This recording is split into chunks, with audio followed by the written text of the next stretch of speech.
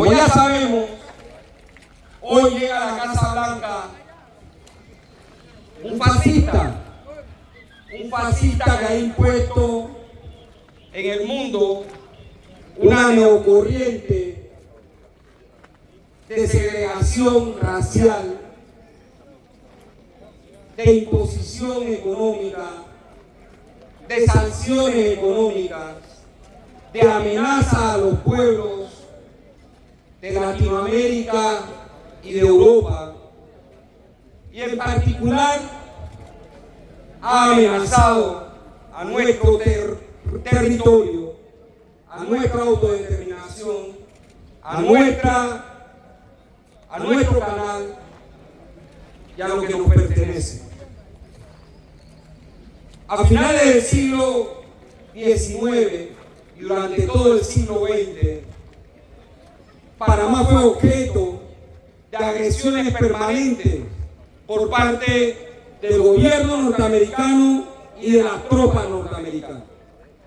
Y esto ocurrió en mancuerna con la oligarquía vendepatria, que desde 1903 el tratado Jaibuno Varila, a Bruno Varila, que nombraron como embajador plenipotenciario para ir a negociar el tema del canal, la construcción del canal, las áreas adyacentes y la presencia militar norteamericana.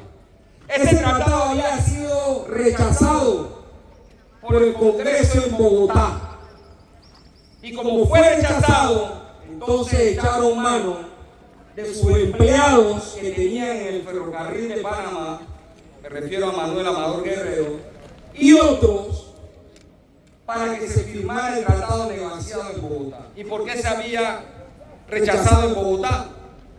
Porque en ese momento todavía pertenecíamos a Colombia. Fuimos el último país que se separa después del gran proyecto de nuestro libertador Bolívar. Y en ese sentido, el Jaibuno Varila, firmado por el francés Bruno Varila y autorizado por lo que llamaron Junta de Gobierno, la oligarquía que estaba en la Junta de Gobierno, empieza la tragedia del pueblo. Y luego del tratado Jaibuno Varila, en la Constitución de 1904, en su artículo 136, establecieron que el ejército norteamericano y el gobierno norteamericano, en la Constitución Política de la República naciente, podía intervenir militarmente para mantener el orden público, entre otras cosas. Recordemos que el canal se inaugura en el 1914, pero esto fue una nación tutelada. Y este pueblo enfrentó en distintas etapas esa colonización y traición a la patria. Las más destacadas, después que los gringos organizaban las elecciones, el ejército contaba los votos, decía quién ganaba las elecciones en Panamá. Así fue de crónica el nacimiento de la República. En 1925 se van a cumplir 100 años de la lucha inquilinaria. Y el oligarca que estaba sentado en la presidencia pidió la intervención de la bayoneta gringa para avasallar a los huelguistas, que había una huelga en Panamá y en Colón, producto del aumento de los cánones de arrendamiento, porque la oligarquía vendepatria se conformó con que le permitieran convertirse en casa tenientes para alquilar las casas a los trabajadores que laboraban en el canal. Pero como esos trabajadores quedaron desempleados, entonces no tenían cómo pagar, y hubo todo un movimiento. Eso ocurrió en el 30 nuevamente. Cuando se da la guerra, la Segunda Guerra Mundial, en Panamá se ubicaron 100 puntos, dice, de defensa de los norteamericanos en todo el territorio nacional. Terminada la guerra, en 1947 pretendía la oligarquía vendepatria, que ya había firmado con los norteamericanos, mantener los 100 puntos de defensa. ¿Qué era eso? Tropas norteamericanas en distintos puntos del país.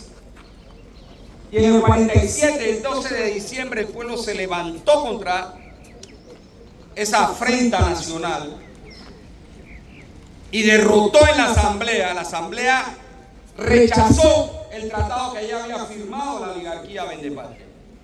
Es decir, que el problema de los panameños, del pueblo panameño, no solo han sido los gringos, sino la oligarquía vendepatria que se hizo del poder del Estado desde 1903 y roba desde ese momento los recursos naturales, minerales, los recursos del Estado, se enriquecen con lo que es de todos. Y entonces pedían intervención gringa. Y del 47 se reflejan otras jornadas patrióticas, como la de la Operación Soberanía, encabezada por los estudiantes de la Unión de Estudiantes Universitarios, que en mayo del 58, a propósito que también estaba desarrollándose una jornada de lucha de los estudiantes, sembraron banderas en lo que los gringos tenían como posesión eterna en la falda del Cerro Ancón, allá donde está la Avenida Los Mártires. Se sembraron banderas panameñas. Y en el año 59 volvió a ocurrir esa operación.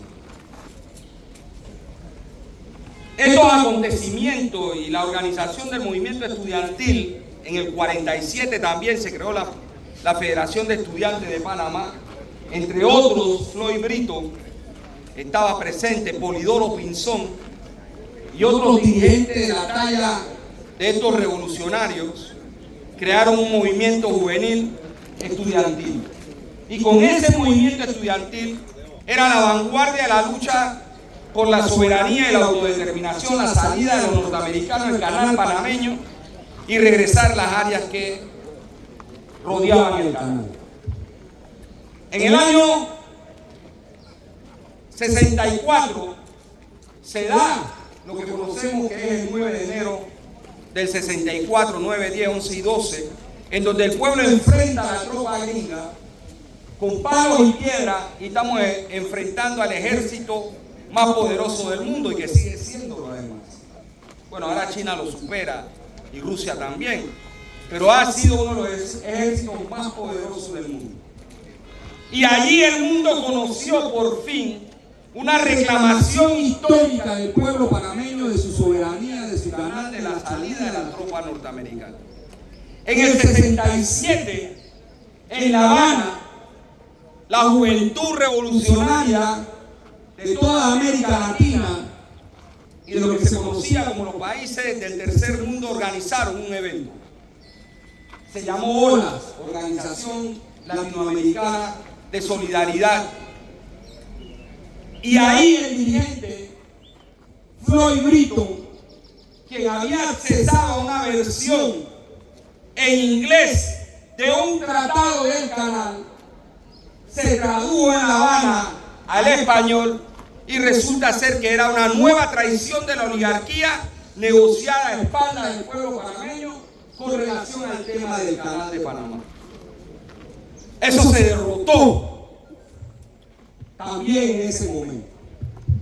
Luego entonces el golpe de Estado contra insurgentes de Omar Torrijos Herrera, un golpe de Estado patrocinado por los norteamericanos, como ocurrió con todos los golpes de Estado en América Latina y el Caribe. Golpe sangriento, proscribió la Federación de Estudiantes, cerró la Universidad de Panamá, proscribieron las asociaciones de educadores, la SOPROF, proscribieron la UEU, la Unión de Estudiantes Universitarios, que era la vanguardia del movimiento popular en defensa de la soberanía. Y se empieza a hablar del nuevo tratado, del tratado del 77. Pero desde 1903, 1904 y cada intento de tratado, la oligarquía siempre su posición era mantener la presencia militar norteamericana en Panamá, a espaldas del pueblo, y el pueblo derrotó cada vez que se intentó esa situación. Y los tratados del 77 fueron polémicos, porque se organizó un referéndum que para muchos se perdió, precisamente por el llamado Pacto de Neutralidad, que después contenía una enmienda que se conoce como la de Concini, y es que preserva lo mismo el Jaime Bobadilla del artículo 135 de la Constitución de 1904 y es la intervención norteamericana en el territorio nacional. Eso lo invocaron el 20 de diciembre de 1989 cuando invadieron a Panamá por última vez en el caso de los militares. Y esos corruptos militares que hicieron gobierno con parte de esa oligarquía corrupta y la otra parte que la habían desplazado en el 68 del poder formal, produjeron la invasión. Y con la invasión llegó a acelerar la política económica neoliberal que imponía el consenso de Washington, los norteamericanos con la privatización de las empresas estatales, los puertos, el IRRE, el INTEL, el ferrocarril, etcétera, en Panamá, reformas del Código de Trabajo para flexibilizar el despido, para bajar las prestaciones de los trabajadores, para dárselas a los ricos, reforma de la tributación, que la población pague más impuestos que los ricos. Se empezaron a privatizar islas, playas, costas, etcétera. El tema minero, entre otras leyes neoliberales impuestas por los norteamericanos. Y los traidores oligarcas no se quedaron de brazos cruzados. Ernesto Pérez Valladares, por ejemplo, quería el CMA, Centro Multilateral Antidrogas, para dejar las bases gringas en Panamá. ¿Cómo nos dimos cuenta? Porque empezaron a decirle a los países latinoamericanos, trajeron una delegación de México. Y los mexicanos escucharon lo que estaban diciendo y se fueron a su país y allá hicieron público el problema. En ese momento el internet no era veloz como es hoy. No muchos tenían acceso a internet, pero cuando sale la noticia la logramos tener. Y se organizó por parte del Movimiento Popular Panameño, entre lo que estaba Asuntra, el Movimiento Nacional de Defensa de la Soberanía Nacional, junto a SOPROF y otras organizaciones del Movimiento Popular. Mireya Moscoso firmó los Salas-Baker, que son acuerdos que violan la soberanía. Salas era el ministro de gobierno y Baker era un encargado norteamericano. Y se han venido firmando una serie de protocolos y acuerdos que traicionan la soberanía nacional. Mulino solo hicieron ponerle la banda presidencial cuando su primer acto de gobierno era firmar con los norteamericanos un convenio migratorio. Es decir, los vendepatrias han estado a lo largo de nuestra historia. Y la posición del movimiento patriótico, popular, revolucionario, progresista, popular, democrático, ha sido la abolición de la intervención extranjera para enfrentar nuestros problemas. Ahora, la palabra de Trump, que es lo que nos tiene aquí, de amenazar que él va a tomar el canal y que él no tiene que discutir con nadie, etcétera. Y después de Rubio, que es el actual canciller que llaman secretario de Estado, hacen una serie de insinuaciones con relación al canal y la pertenencia del canal a los panameños. Y eso no puede ser menos que rechazado de forma categórica. Porque ni Trump, ni Rubio, ni los gringos, ni su ejército tienen nada en Panamá. Panamá es un país soberano que cuenta con un territorio, un espacio aéreo y aguas marítimas que nos pertenecen. Y todo lo que está bajo la jurisdicción del Estado panameño, ¿a quién le pertenece, compañeros y compañeras? ¿A los gringos o al pueblo panameño? ¿A quién le pertenece? Entonces nadie puede venir aquí, un extranjero, a decir que él va a reclamar algo que no es suyo. El canal es de los panameños, el territorio es de los panameños, la soberanía es de los panameños, la autodeterminación es del pueblo panameño. Y esa es nuestra posición radical, con la cual además el concurso de las naciones, después de la Segunda Guerra Mundial, empezó un proceso de descolonización de los países colonizados por las potencias europeas y norteamericanas. Y además de eso, se llegaron a los convenios para crear las Naciones Unidas, el respeto de las naciones, por pequeñas que fueran, por las potencias, y el perfeccionamiento de la soberanía de los estados. En eso estamos nosotros. Entonces, esto que ha puesto Trump en el tapete debe obligarnos a los panameños de la presente y futuras generaciones a poner en el tapete la enmienda de Concini y el pacto de neutralidad, que mantiene el tutelaje frente al problema de la soberanía nacional. Entonces, nosotros no podemos estar orgullosos de un sombrero pintado, de un montuno, de cuando va a jugar la selección de fútbol, de nuestras raíces negras, indias, mestizas, y después hay un grupo de gente diciendo que lo que dice Trump es correcto. Esos son vendepatrias, quiérase o no, y pueden ser del estrato social que quieran. Pero el gran problema de la insatisfacción es dónde está la plata del canal. Y también podemos preguntar dónde está la plata de los impuestos. ¿Y dónde está la plata de la mina? ¿Y dónde está la plata de las áreas revertidas? ¿Y dónde está la plata de todo lo que se han robado? Pero resulta ser que cuando hacemos esa pregunta, también tenemos que cuestionarnos quiénes votan por esos corruptos. ¿Quiénes votan por los corruptos? ¿Y por qué los corruptos pueden seguir haciendo lo que hacen? Entonces este pueblo tiene que tomar la rienda de su destino, poner orden adentro, enfrentar su realidad, transformar su realidad y alcanzar bienestar para todos. Pero en la arena internacional no hay una sola justificación bajo ningún criterio que estén pidiendo personas en redes sociales, entre comillas, panameños, que los gringos tomen el canal. El canal es de los panameños. Y si no queremos que los corruptos que estén en el canal estén en el canal, entonces votemos bien. Así es. Entonces votemos bien, organicémonos bien y cambiemos la historia, que es lo que corresponde. Eso es lo que corresponde.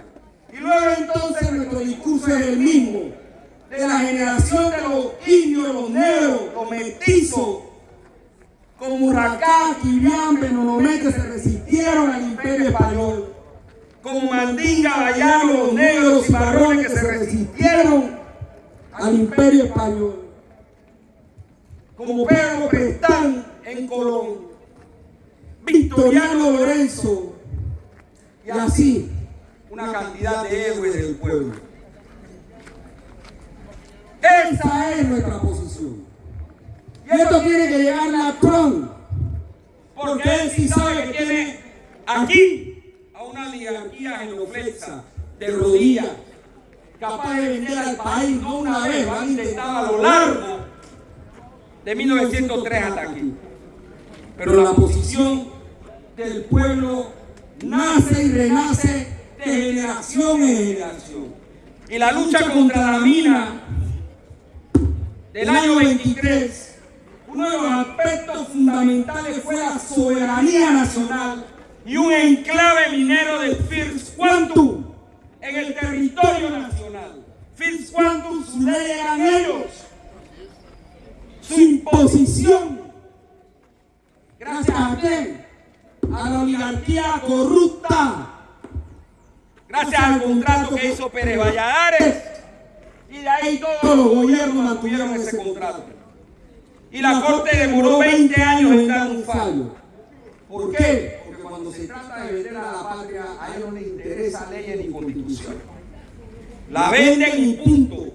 Y hasta que el pueblo no pone orden, ese contrato nuevo tuviera regente. Por eso es que el pueblo renace una y otra vez en las generaciones de generaciones, con posiciones firmes frente a este problema.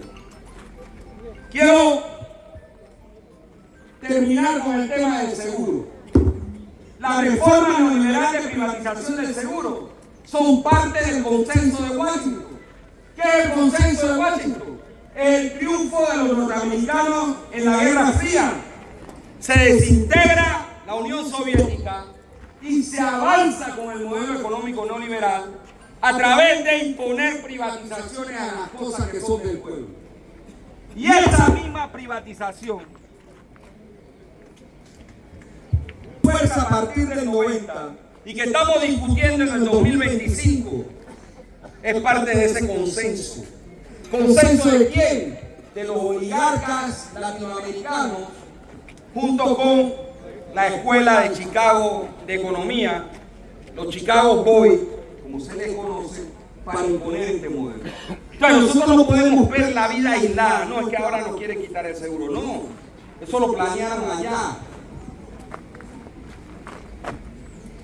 Milton Friedman es uno de los ideólogos del neoliberalismo. Y por eso la privatización de los sistemas de seguro llegaron a 31 países del planeta Tierra. Pero de esos 31 ya hay 20 que regresaron de nuevo al sistema solidario. Aquí, la oligarquía miserable quiere la plata de nosotros, como dijo Mulino, para salvar el sistema financiero. ¿Y qué es el sistema financiero para nosotros? Los bancos. Nosotros con nuestra cuota tenemos que salvar a los bancos. ¿Ustedes creen que eso es así? Que con nuestra plata que pagamos el seguro tenemos que salvar algún banco. Salvar la aseguradora de fondos de pensiones, administradora de fondos de pensiones. Eso es lo que se está discutiendo en la Asamblea. Y al igual que el Ejecutivo, la Asamblea abre un proceso, dice, escucha nuevamente, que además dijeron que iban a presentar un estudio de todo lo que se había dicho para tomar decisiones, y resulta ser que desde el lunes de hace 8 días atrás cambió la rueda cuando Vamos y el PRD presentaron una propuesta consensuada. Y a partir de ahí empezaron a hablar de consenso. ¿De quiénes? De ellos mismos, de lo mismo de siempre. Entonces, uno va allá, presenta propuestas, uno va allá, presenta estudios, corridas, uno va allá y ahora presenta la misma propuesta traducida en artículos de ley, y los tipos dicen que ellos no vieron eso, que el consenso es entre ellos. Entonces obviamente ya sabemos lo que viene. Ya sabemos lo que viene producto de esa conducta entreguista. Hoy restringieron la entrada a la Asamblea. El debate y la discusión se estaba haciendo en algo que llama Auditorio Tipi Alvarado. Más o menos 200 personas caben ahí. Hoy fueron al Salón Azul. Ahí caben menos de 60 personas. La mitad de la silla o más de puros burócratas y tecnócratas de la Asamblea, más los 9 que están allá sentados. Entonces le dijeron a la organización de la OPETRA, uno por organización. Entonces, bueno, nosotros preparamos el segundo bloque de artículos que se va a presentar ahora. Allá quedó Andrade con la tarea de presentar